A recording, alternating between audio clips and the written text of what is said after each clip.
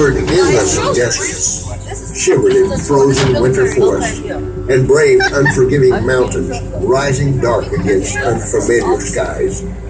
We were far from home, sometimes hungry, often homesick, and always on edge, knowing that our final moments on earth might be only a heartbeat away. Yet, even when the artillery thundered down on us and the enemy's bullets rained like deadly hailstones, we always felt connected to our families and friends back home, and we never felt alone. That's because we knew our military vehicles were made by people who deeply cared about us. They were ordinary folks who had made an extraordinary commitment to do everything they could to keep us safe, even as we rode into the belly of the beast. We put our trust in those people back home, and they poured all of their skill and devotion into every bearing, every flange, and every rivet of every vehicle that rolled off those assembly lines. Because of them, we always knew that we could count on our vehicles to be up to the task, to perform under fire, just as they were designed to do. In fact, we staked our lives on it.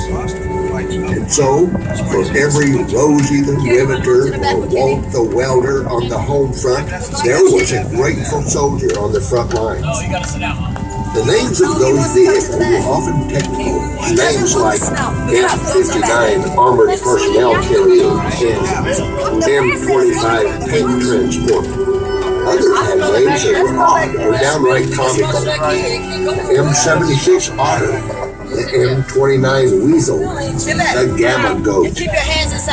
But in our moments of greatest need, on the cratered battlefields of the Italian front, on the deadly beaches of Normandy and Guadalcanal, through the sniper-infested rice paddies of Korea and Vietnam, they were our chariots, our steeds, our shields, and our swords.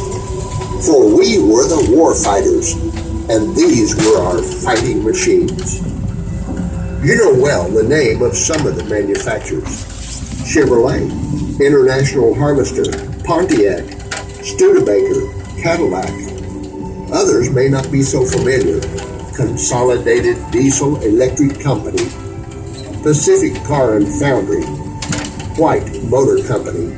Yet, their fighting machines had one thing in common: they were all made in America, infused with American pride and honor, and designed with one overpowering purpose in mind: to help our brave fighting forces defend America's freedom and liberty against some of the greatest threats of the last century.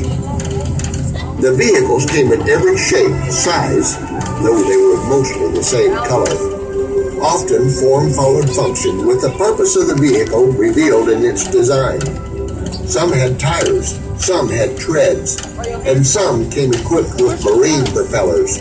Some were amphibious, able to move troops and supplies from ship to shore and back again. Others were designed to respond to crashes or fires, or to rush to the scene to repair damaged tanks or to rescue injured soldiers. There were vehicles designed to tow other vehicles, while others were designed to be towed as trailers. Some were specifically designed to maneuver quickly and easily through snowy conditions. Others could negotiate surf and sandy beaches with ease. Some were created to help attack specific targets. Others were meant to transport vital supplies, while still others transported the troops themselves. Some were armed, and many were armored.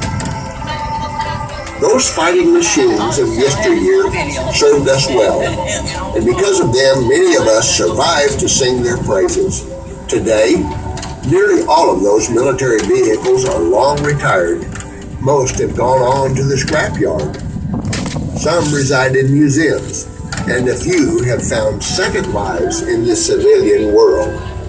They've been replaced by new generations of military vehicles serving today's fighting men and women. What do you think?